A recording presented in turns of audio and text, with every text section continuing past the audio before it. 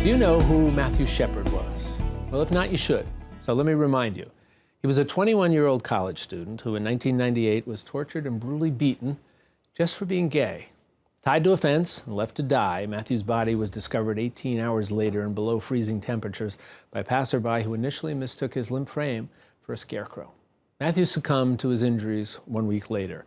His horrific murder would become the catalyst for rewriting the nation's hate crime laws, among other things. And now his parents, Judy and Dennis Shepard, founders of the Matthew Shepard Foundation, are commemorating the 20th anniversary of their son's death to continue their fight to, quote, erase hate.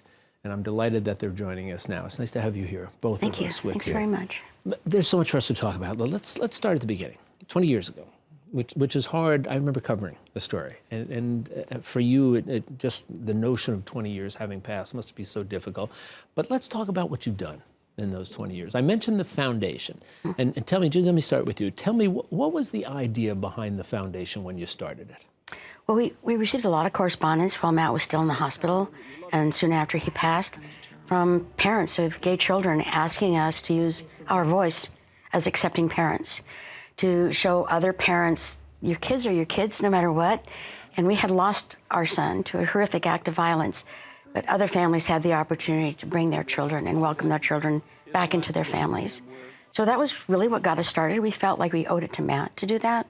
It's sort of morphed into many other things since then, but that's what started it. Let me talk about some of the things that you have been doing. And one of the things, and we've talked about it here on our program in the past, and that's the Laramie Project. Tell us what that is.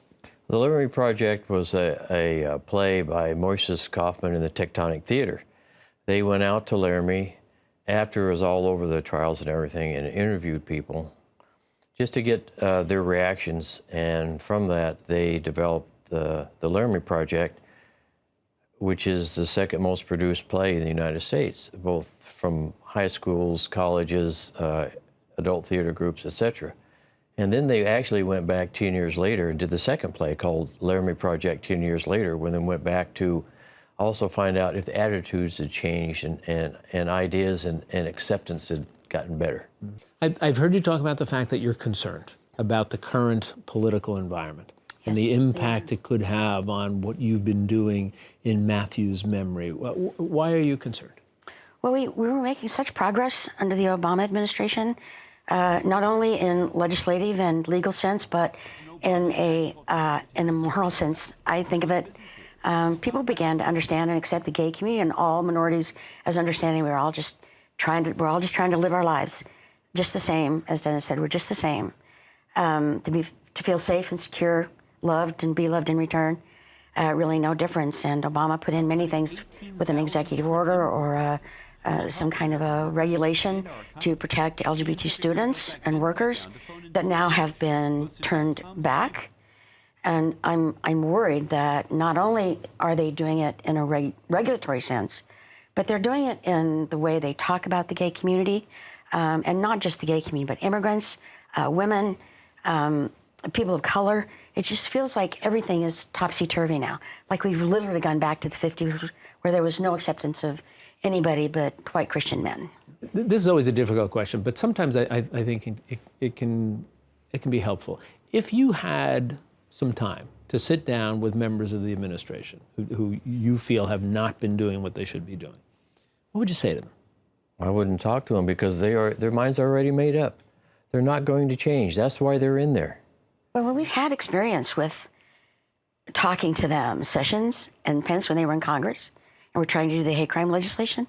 They're so attached to this idea that the gay community is less than and not deserving of, that it was pointless.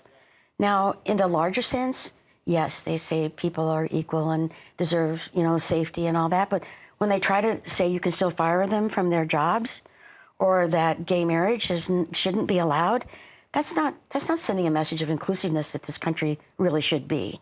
And I'm not sure that we could in any way change their mind. There is a segment of society that just is not on board with that. Well, hopefully the conversation that you're driving will continue and we'll get where we need to be. We hope so. I want to thank you both for spending some time with us. Thank you very much. Appreciate it for the good work that you've been doing. You both do well. Thanks.